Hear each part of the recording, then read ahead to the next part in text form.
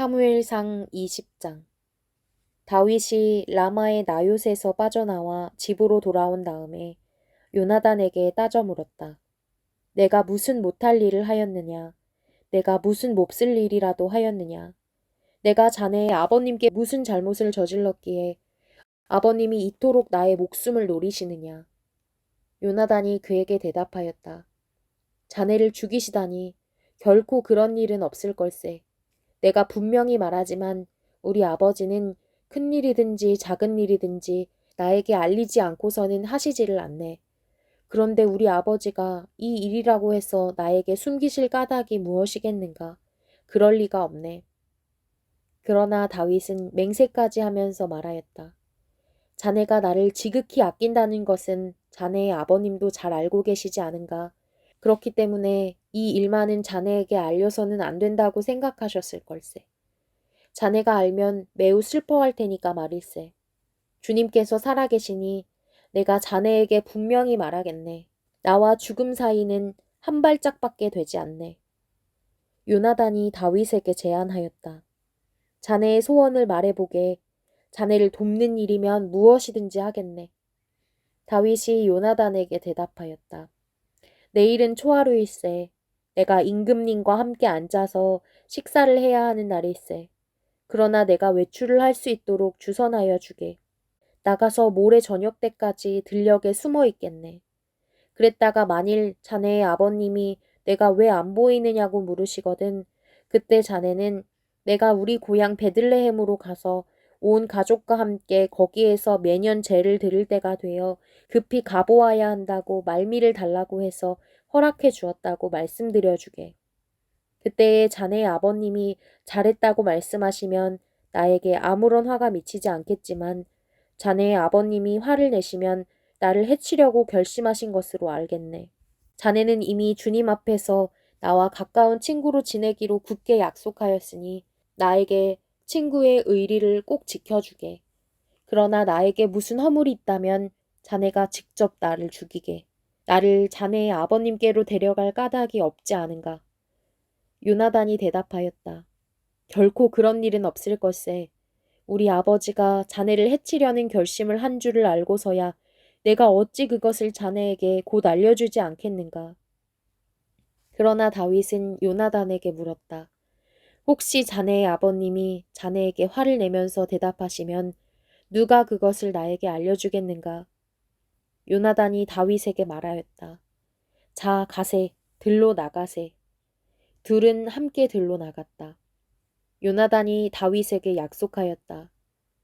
주 이스라엘의 하나님이 우리의 증인이시네.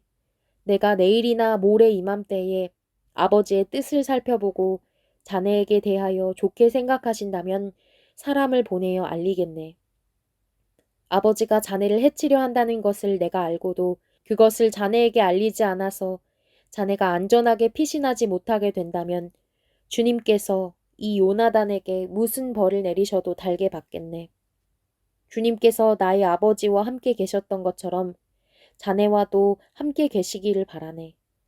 그 대신 내가 살아있는 동안은 내가 주님의 인자하심을 누리며 살 수 있게 해주게. 내가 죽은 다음에라도 주님께서 자네 다윗의 원수들을 이 세상에서 다 없애버리시는 날에라도 나의 집안과 의리를 끊지 말고 지켜주게. 그런 다음에 요나단은 다윗의 집안과 언약을 맺고 말하였다.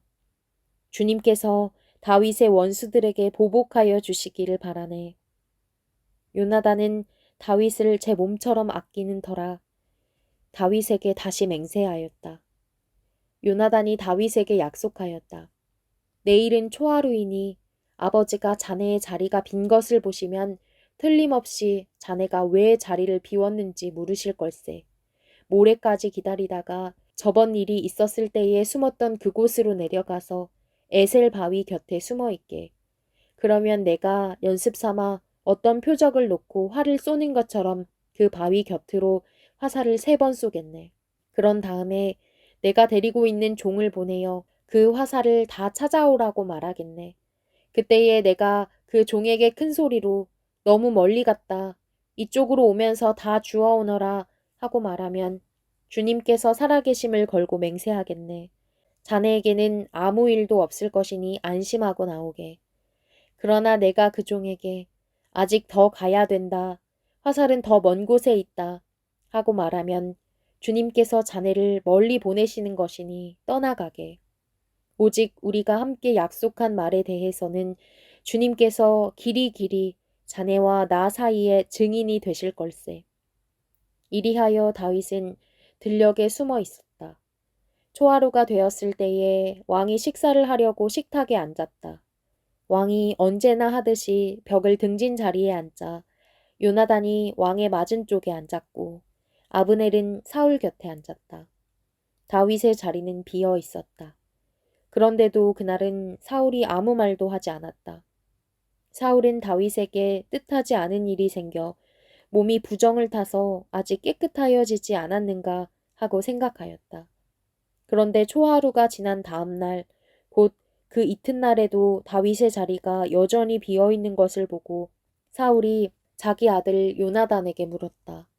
어째서 이새의 아들이 어제도 오늘도 식사하러 나오지 않느냐? 요나단이 사울에게 대답하였다. 다윗이 저에게 베들레헴에 다녀올 수 있도록 허락하여 달라고 간곡히 요청하였습니다. 자기 집안이 베들레헴 성읍에서 제사를 드리는데 자기 형이 다녀가라고 했다고 하면서 제가 자기를 아낀다면 자기 형을 만나게 해달라고 저에게 간청을 하였습니다. 그래서 그가 지금 임금님의 식탁에 나오지 못하였습니다. 사울이 요나단에게 화를 내면서 소리쳤다. 이 패역무도한 계집의 자식아, 내가 이새의 아들과 단짝이 된 것을 내가 모를 줄 알았더냐.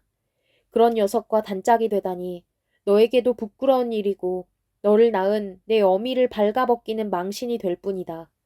이새의 아들이 이 세상에 살아있는 한은 너도 안전하지 못하고 너의 나라도 안전하지 못할 줄 알아라.